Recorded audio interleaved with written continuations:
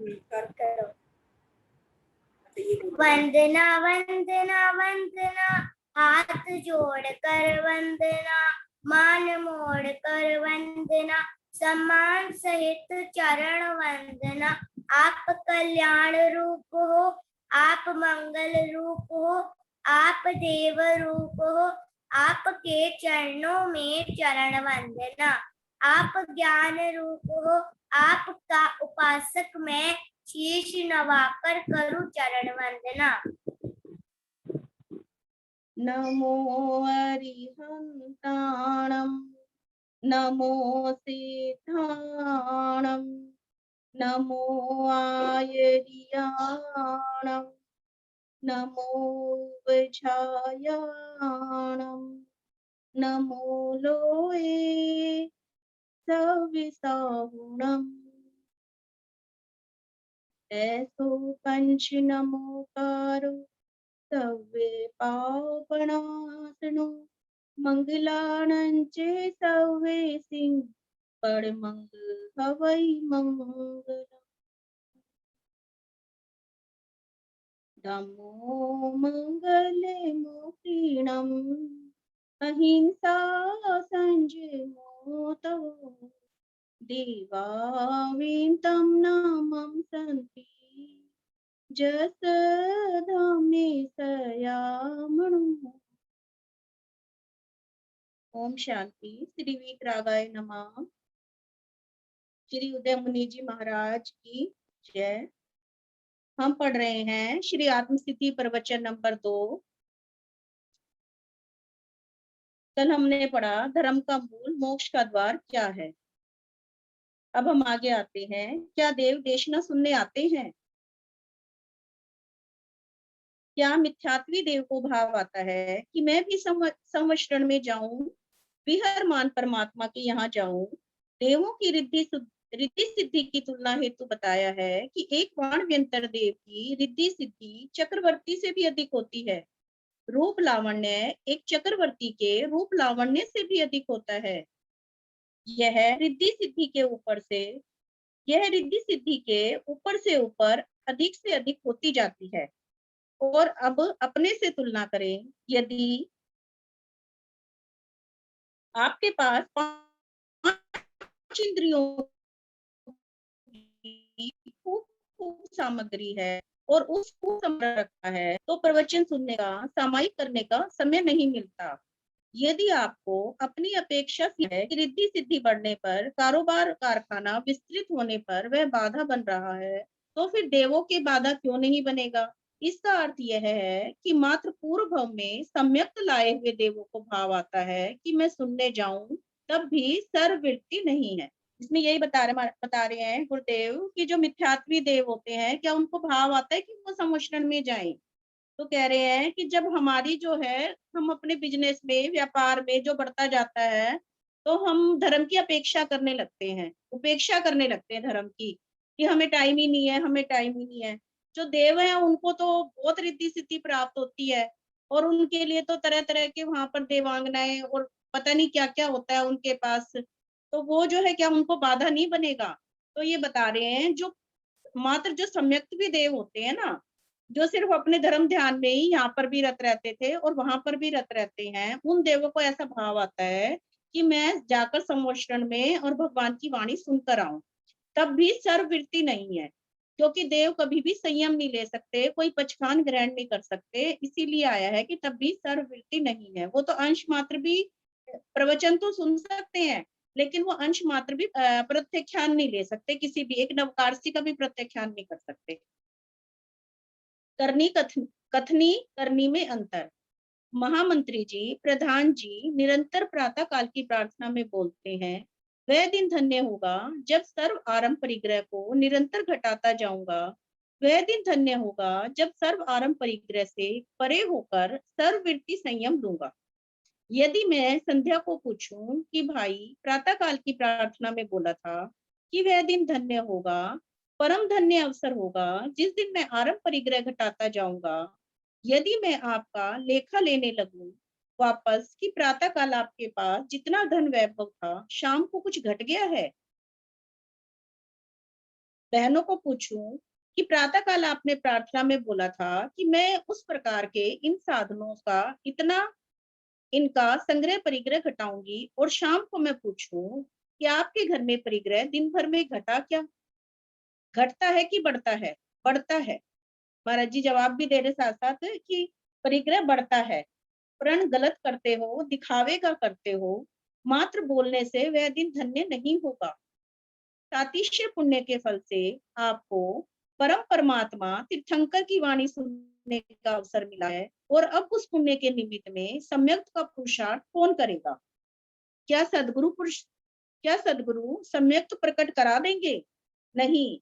आत्मा का अनुभव कैसे होता है, यह तो वे समझा सकते हैं, परंतु अनुभव नहीं करा सकते।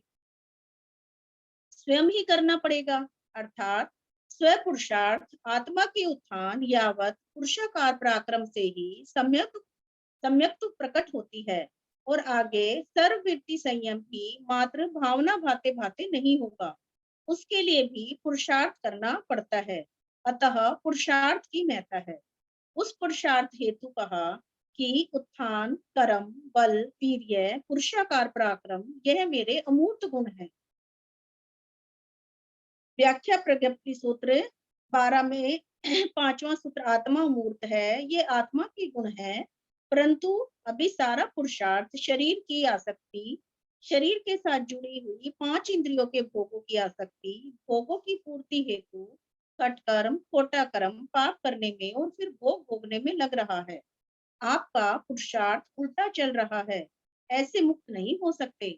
पुरुषार्थ मात्र स्व आत्मा की शुद्धि के लिए लगाना चाहिए।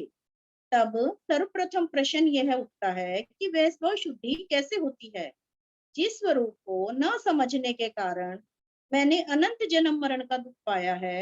हे सदगुरु भगवान, आपने वह स्वरूप मुझे समझा दिया, इसीलिए मैं आपके पद को वंदन नमस्कार करता हूँ। ऐसा तत्व का स्वरूप समझ करके मैं आप जो साधना करेंगे उनका अवश्य ही कल्याण होगा। ओम शांति। इसमें महाराज जी यही बता रहे हैं कि हमारी करनी और कथनी में कैसे अंतर है, कि हम कहते तो कुछ है और हम करते कुछ है। जैसे कि हम सुबह 3 नियम चित्तारते हैं, तो उसमें से यही बताया इन्होंने कि हम ये तो नियम करते कि हम अपना संग्रह परिग्रह घटाएंगे, वह दिन धन्य होगा जिस दिन मैं अपने परिग्रह को घटाऊंगी। लेकिन वो घटाऊंगी कब होगा?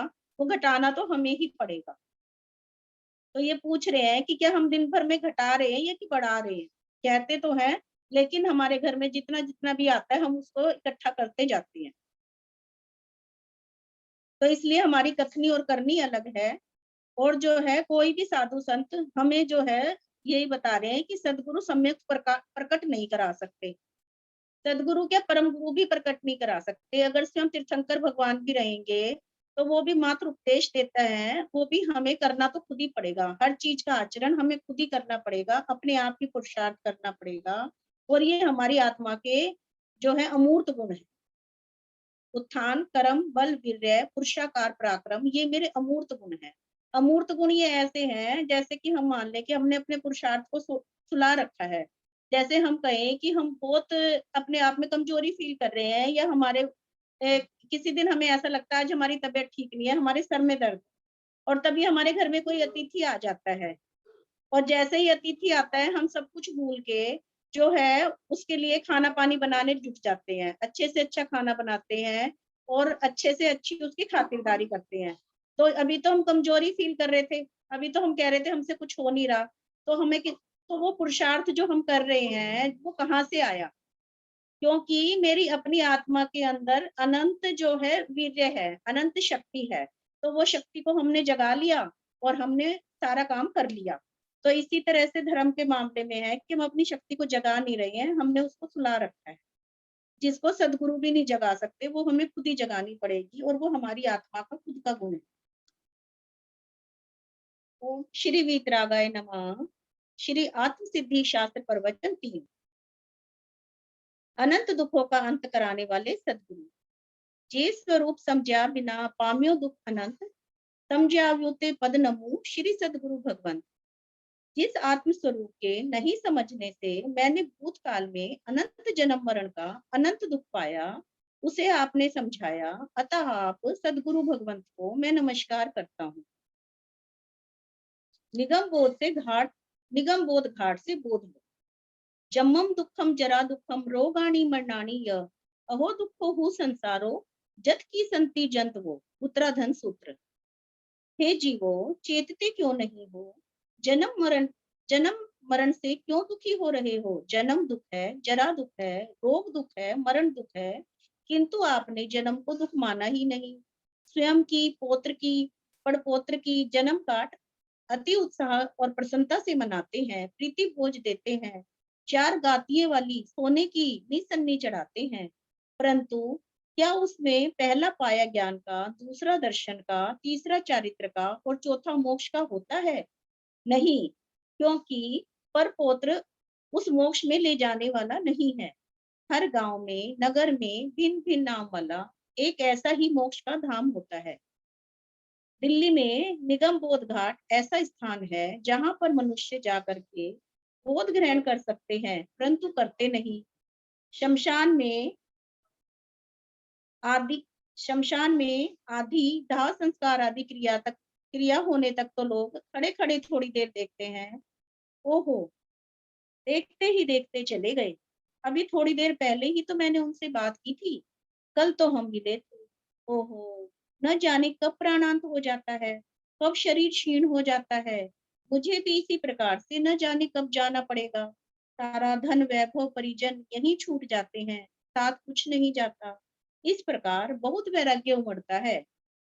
वहां पर शमशान में खड़े रहकर जो बाकी जाने वाले होते हैं उनके लिए महाराज जी कह रहे हैं कि इस प्रकार उनको बहुत वैराग्य उमड़ता है, परंतु कितनी देर रहता है? थोड़ी देर खड़े रहकर बोध घाट में ही पर्यटन स्थल जैसे स्थान में अपना अपना समूह बनाकर परिवार नीति, राजनीति, समाज नीति आदि की बातें करके ठहाके लगाते हो।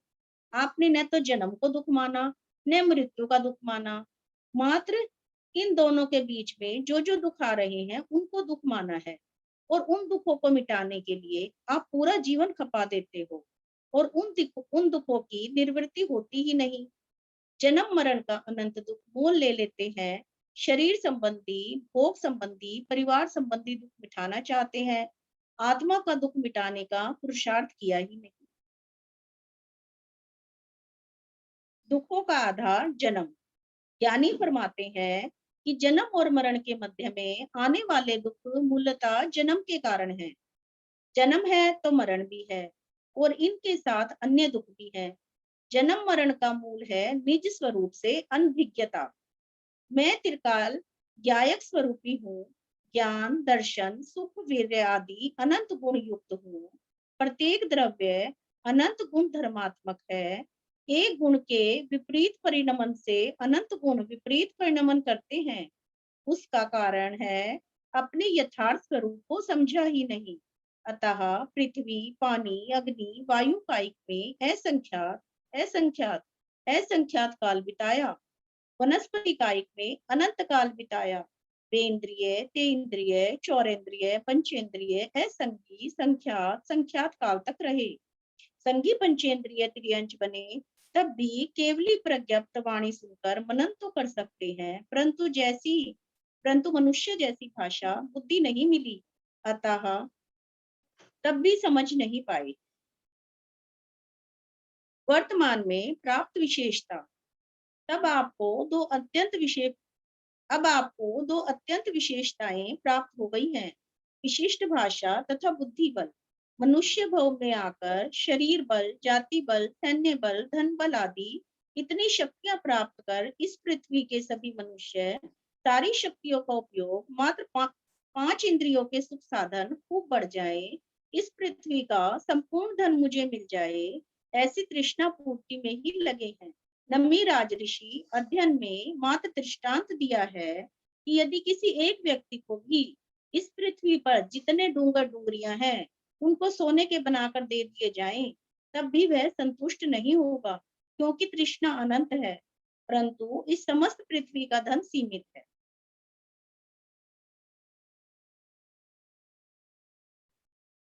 वर्तमान की ज्वलंत समस्या। प्रकृति प्रदत्त साधन, चाहे पृथ्वी के ऊपर कहें, चाहे पृथ्वी के गर्भ में कहीं सीमित है।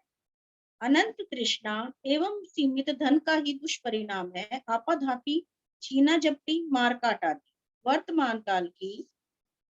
वर्तमान की 6 महाद्वीपों, 6 महासमुद्रों वाली पृथ्वी के सारे मनुष्यों को अज्ञानतावश ऐसा करना फिर भी समझ आता है, परंतु तीर्थंकर महावीर सर्वज्ञ सर्वदर्शी की वाणी सुनकर सुन सकने योग्य क्षेत्रों एवं कुलों में जन्म लेने वाले धर्मावलंबी धर्मायुना धर्मानु धर्मानुयायी भी इस प्रकार की प्रतिस्पर्धा में लगे हुए हैं। वही आपाधापी, वही मारकाट, वही छीना झपटी, गला काट प्रतियोगिता करके 5 इंद्रियों के भोग हेतु अधिकाधिक साधन जुटा रही है, सुख पूर्वक भोग का लक्ष्य बनाया हुआ है। उनका यह दुर्लभ अवसर प्राप्त होना निरर्थक हो गया है। इसमें महाराज जी यही बता रहे हैं, सदगुरु गुरुदेव बता रहे हैं कि ये आज की ज्वलन समस्या बनी हुई है वर्तमान समय में, जो है कि चलो औरों का तो समझ आता है कि जिनको इस चीज का बोध नहीं है, लेकिन जो महावीर सर्वज्ञ महावीर की, तीर्थंकर महावीर की जो संतान है, जिन क्षेत्रों में उनकी वाणी सुननी जा रही है या सुन सकने के योग्य कुलों में जिन्होंने जन्म लिया है, जो जैन धर्म अनुयायी हैं, वो भी इस आपाधापी में शामिल हो गई और उन्होंने सुख पूर्वक भोग का लक्ष्य बनाया हुआ है। और सुख पूर्वक भोग कभी होता ही नहीं है, क्योंकि ये तृष्णा अनंत है। अगर किसी एक व्यक्ति को पूरी पृथ्वी का साम्राज्य भी दे दिया जाए तो भी उसकी तृष्णा कभी शांत नहीं होगी। अर्थोपार्जन या कर्मोपार्जन। आचार्य सूत्र फरमाते हैं कि कर्म का आरंभ समारंभ संग्रह हो रहा है। आपको लगता है कि धन का संग्रह हो रहा है। आसन शैया रथ वित्त काम जी भर कर भोग चले जग से, बहु कष्ट प्राप्त धन छोड़ चले अति कर्म धूलि के संचय से। उत्तराधन सूत्र 7/8। आसन आपका सामायिक वाला आसन नहीं, अपितु आसंदी कुर्सी पर बैठ करके आप करोड़ों अरबों का व्यवसाय करते हो, कारखाने चलाते हो। जिस आसंदी पर कार्यालय में करोड़ों रुपए कमाते हो, वह पसीना बहाकर नहीं, अपितु रक्त चूस कर। दूसरी कक्षा में एक कहानी पढ़ी थी। नानक देव भोजन में 2 रोटियां लाए और दोनों मुट्ठियों में एक एक लेकर सारी जनता के सामने निचोड़ी, तो एक रोटी में से तो पानी की बूंदे और एक रोटी में से रक्त की बूंदे छलक रही थी। अर्थात एक पसीने की कमाई की रोटी थी और एक शोषण करके कमाई थी। आप भी कर चोरी, छल, प्रपंच, कपट, मायाचारी करके करोड़ों रुपए कमा कमा करके धन संपन्न हो रहे हैं। वस्तुतः रक्त चूस करके लाए हैं, कारण कि पसीना बहाने से तो आपको सिर्फ रोटी ही प्राप्त हो सकती है। करोड़ों अरबों का धन तो खट कर्म, खोटे कर्म, पाप कर्म, कर्मारंभ से ही प्राप्त होगा। शैया 25,000, 50,000, 1 लाख, 1.5 लाख तक की शैया पर 5 इंद्रियों के छक्कर भोग होते हो। रथ पहले भगवान महावीर के युग में 2 घोड़े 4 घोड़े वाला रथ होता था। अब उनके स्थान पर आपके 2 पहिए या 4 पहिए वाले आकाश में उड़ने वाले रथ होते हैं। एक परिवार में 4 परिजन और 6 कारें होती हैं। वित्त आप चाहते हो कि मैं दिल्ली महानगर का, राजनगर का सबसे बड़ा श्रेष्ठी हो जाऊं, श्रेष्ठी यानी सेठ, धनवान हो जाऊं। यदि दिल्ली राजधानी का हो गया तो पूरे भारतवर्ष का हो जाऊं, भारतवर्ष का प्रथम श्रेणी का धनवान हो गया तो पूरे विश्व में प्रथम हो जाऊं। चैन नहीं है, इतना धन वैभव जोड़ना चाहते हो। काम 5 इंद्रियों के अनंत असीम काम भोग हेतु साधन आपने कर्म आरंभ करके जोड़े हैं। उन्हें छक्कर के भोग रहे हो या कमी रखते हो, या निरंतर वृत्ति संक्षेप कर रहे हो, घटाते जा रहे हो, उन भोगों से विरत होते जा रहे हो, निरंतर परित्याग करते जा रहे हो, नहीं जी भर के भोगते हो। सूत्रकार संसारियों की भाषा बोल रहे हैं। जी भर कर भोग, जी भर कर भोग चले जग से, बहु कष्ट प्राप्त धन छोड़ चले जग से। जी भर कर भोग भोग चले जग से, बहु कष्ट प्राप्त धन छोड़ चले जग से। कितना कष्ट? आपको शारीरिक कष्ट न्यूनतम हो सकता है, परंतु मानसिक कष्ट अधिकतम है। रात में भी करवटें बदलते हैं, अफीम मिश्रित नींद की गोलियां खा खाकर सोते हैं। एक किसान या मजदूर कठिन शारीरिक परिश्रम करके सूखे रोटे अचार खाकर मध्यांतर में सड़क पर ही सो जाता है। वो चैन से नींद आती है, किस कारण? परिश्रम के कारण। आप घर में परिश्रम नहीं करते, प्रत्येक कार्य हेतु नौकर है, इस कारण मोटापा और वजन बढ़ जाता है। तो बगीचे में व्यायाम करके दूर करना चाहते हो, गरिष्ठतम पदार्थ खाते हो, रोग बुलाते हो, फिर करोड़ों के धन से उपचार कराते हो, परंतु साधना में पड़ने वाली बाधा की चिंता नहीं है, कमाए धन का भोग कर मजा लेते हो। यही बता रहे महाराज जी कि हम क्या कर रहे हैं इस तरह से, जो हम अर्थ का उपार्जन कर रहे हैं उसमें हम कितना कर्मों का बंद कर रहे हैं, यही बताना चाहते हैं वो, कि हमें इसकी चिंता नहीं है कि हमारी साधना में बाधा पड़ रही है। हम तो अपने कमाए हुए धन का खूब मजा लेना चाहते, खूब चक्कर भोग भोगना चाहते हैं। क्या बढ़ाएं क्या घटाएं, ऐसे अनंत कष्ट पूर्वक कमाया हुआ धन छोड़ करके जाना पड़ेगा। यदि यह पता चलता है कि जाना पड़ेगा तो इतना धन कमाने की तृष्णा क्यों? वचनामृत में आया है, तृष्णा अनंत है, धन सीमित है। धन तो बढ़ाया नहीं जा सकता, तृष्णा को ही घटाना पड़ेगा। जिंदगी छोटी है और जंजाल लंबा, इसलिए जंजाल छोटा करें तो जिंदगी लंबी और सुखरूप लगे। जाल जंजाल तो बहुत बड़ा रखे हैं, जिंदगी छोटी है, जिंदगी तो बढ़ाई नहीं जा सकती, जाल जंजाल ही घटाने पड़ेंगे। आपने इतने जाल जंजाल, तनाव, दुख, परेशानियां, मानसिक संताप, कलेश, कुंठाएं आदि पाल रखी हैं। इन सब के कारण जो पहले राजरोग कहे जाते थे, ऐसे हृदय रोग आदि सामान्य मनुष्यों को भी होने लगे। इसका कारण है धन की तृष्णा। इतने कष्ट पूर्वक धन कमाया अति कर्म धूलि के संचय से।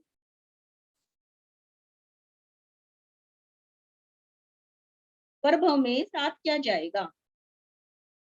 आपको दिखाई देता है कि धन का संचय हो रहा है और मुझे दिखाई देता है कि जितना धन का संचय हो रहा है, धन तो यही छूट जाएगा।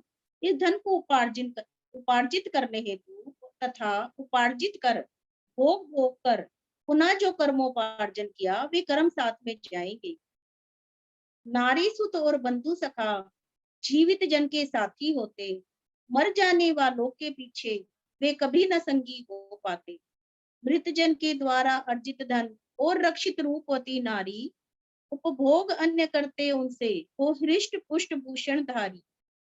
उसने भी जैसे कर्म किए, सुखकारी अथवा दुखकारी, बस कर्म संग में लेकर के प्रभव जाते नर नारी। उत्तराधन सूत्र के 18वें अध्याय में ये 14वां श्लोक, 14, 16, 17, ये इसके ये प्रश्न होंगे। यह तो उन गर्द वाली मुनि ने संजय राज ऋषि को कहा, आपको थोड़े ही कहा, परंतु जो आपका करोड़ों अरबों का बिना कमाया धन उन बेटे पोतों को मिलेगा, तो प्रथमता वह शमशान में पिता का, दादा का राखोड़ा करके आएगा, फिर उस धन का भी राखोड़ा करेगा, स्वयं का भी राखोड़ा कर रहा है और आपके कमाए हुए धन का भी राखोड़ा कर रहा है। क्यों? बेटे पोतों के लिए, परिवार वालों के लिए धन कमा कमा करके छोड़ कर जा रहे हो। इतना पाप कर्म, खट कर्म, खोटे कर्म, कर्म आरंभ करके जाओगे, तो यदि पाप गाढ़ गाढ़ गाढ़ गाढ़ गाढ़तर गाढ़तर गाढ़तम है, तो ठेठ पहली नारकी से 7वीं नारकी में जाकर परमाधामी देवों की मार खानी पड़ेगी। कुछ कम है तो त्रियंच गति में जाकर फिर सबल मनुष्यों की, सबल जीवों की मार खानी पड़ेगी, डंडे खाने पड़ेंगे। सोचो कि डंडे तो मुझे खाने पड़ेंगे और पीछे वाले गुच्छर्रे उड़ाएंगे। ये आपकी खोटी नीति है, क्योंकि आपने समझा कि ये मेरे हैं, मेरा बेटा, मेरा पोता, बेटे से 50 गुना 100 गुना अधिक मोह पोते से और पर पोत्र से हो तो 1000 गुनी ममता। निरंतर मोह ममता बढ़ती चली जा रही है। ज्ञानी फरमाते हैं कि यह मोह ममता है तो अनंत कर्म का बंध, अनंत जन्म मरण का दुख है। वह मोह होता क्यों है? क्योंकि आपने समझा ही नहीं कि यह मेरा नहीं है। हमारे ये बता रहे हैं इसमें गुरुदेव कि ज्ञानी फरमाते हैं कि मोह ममता और अनंत कर्मों का जो बंध हो रहा है, अनंत जन्म मरण का जो दुख है, वह मोह होता क्यों है? क्योंकि हमने अभी तक ये नहीं जाना कि ये जो है ये सब कुछ मेरा नहीं है। ये शरीर भी जब मेरा नहीं है, जहाँ देह अपनी नहीं तहाँ न अपना कोई, पर संबंधी पर प्रकट ये पर है पर जन लोय। जब अपना ही शरीर अपना नहीं है, उसको ही छोड़कर जाना है, तो बाकी सब कैसे अपने हो जाएंगे? लेकिन ये हमने समझा ही नहीं। सूत्र कृतांत सूत्रकार फरमाते हैं कि ये जीव जहाँ जाता है, जिनके बीच में रहता है, जिस जिस गति योनि में गया, जहाँ जन्मा, जिसके साथ रहा, उनको अपना जानता है, अपना मानता है और ममत्व करके कर्म का बंध करता है। अनंत दुख क्यों पाया? क्योंकि अपना स्वयं का स्वरूप नहीं समझा। अब जैसे हमारे घर में बच्चा पैदा होता है, तो इसी तरह हम भी जिस जहाँ पर भी पैदा हो गए उन सबके साथ रहे, जिनके उनको अपना मान लिया, उनको अपना जान लिया और उनके साथ ममता कर करके, ममत्व कर करके अनंत कर्म बांध लेते हैं और अनंत दुख भोगते रहते हैं, क्योंकि हमने अपने स्वरूप को समझा ही नहीं। मेरा स्वरूप क्या है? मैं तो मात्र ज्ञायक स्वभावी ही हूँ, मात्र ज्ञाता हूँ, मात्र दृष्टा हूँ। अनंत काल तक मैं मात्र स्वयं को ही जानूं, स्वयं को ही देखूं, यह मेरा स्वभाव है। आचार्य सूत्र प्रश्न श्रुत श्रुत द्वितीय अध्याय में एक छोटा सा सूत्र आया है। आचार्य सूत्र के सूत्र संक्षिप्त किंतु गहन अर्थ दर्शाता है। जे अन्नन दंसी से अन्नन रामे जे, अन्नन रामे जे अन्नन दंसी। अन्नन दंसी अर्थात अन्य अन्य अन्य अन्य अन्य अनंत अन्य अन्य हैं। उन अनंत से मैं पुण्यता भिन्न अनन्य स्वरूपी आत्मा हूँ। ये अनेक है प्रथमता मेरे साथ जुड़ा हुआ संयोगी शरीर। कितने रूप बनाए? अनेक रूप। गांव में बहरूपिया अभी कालका माता में, गांव में बहरूपिया कभी कालका माता का, कभी पुलिस का, कभी हनुमान का, कभी पता नहीं कौन कौन से रूप बनाकर और बच्चों को रिझाकर अपनी आजीविका उपार्जित करता था। वह उस बहुरूपीय की नहीं, मेरे सामने बैठे हुए इन बहुरूपियों की कहानी है। न जाने कितने ही रूप बनाए हैं इस भाव में, कितने रूप बना रहे हो। यह बहुरूपियापन कब छोड़ोगे? ये हमें कह रहे हैं महाराज जी कि जो मेरे सामने बैठे हुए हैं, वो तो अपनी आजीविका कमाता है गांव में, जो बहरूपिया आता है कभी कुछ बन के सबको रिझा करके, लेकिन हमें भी कह रहे हैं कि हम भी बहरूपिये ही हैं। कर्म पुद्गल रूप है, जीव रूप है ज्ञान, तो मिलकर बहुरूप है, बिछड़ा पद निर्वाण। एक श्रावक कहते हैं कि जीव तो मात्र ज्ञान स्वरूपी है और ये कर्म पुद्गल स्वरूपी है। ये दोनों जब मिल जाते हैं तो कितने रूप बनेंगे? संख्यात, असंख्यात, अनंत रूप मेरे साथ संयोगी। यह पुद्गल परमाणु का स्कंद रूप शरीर है। और फिर जिन जिन से आपने संबंध जोड़ रखे हैं, वे मात्र हम दो हमारे दो नहीं हैं। ऐसा तो मात्र आपको दिखाई दे रहा है, परंतु उनके कारण जो वह अकूत धन वैभव जोड़ रखा है, महल अटारी भवन कोठियां बना रखी है, वे तो अनेकानेक हैं। ये जो बृहदारण्यक आता है जिसे हम पढ़ते ही है, कर्म पुद्गल रूप है, जीव रूप है ज्ञान, दो मिलकर बहुरूप है, बिछड़ा पद निर्वाण। तो कर्म पुद्गल रूप है, कर्म जो होते हैं वो पुद्गल होते हैं, जड़ होते हैं, और जीव जो होता है वो ज्ञान स्वरूपी होता है, ज्ञान को ही जीव कहते हैं। दो मिलकर बहुरूप है, और ये दोनों का संयोग जब मिलता है तो ये दोनों इतनी पर्याय ग्रहण करते हैं कि क्योंकि वो जीव को लगता है कि ये शरीर मेरा है, मैं ही शरीर हूँ।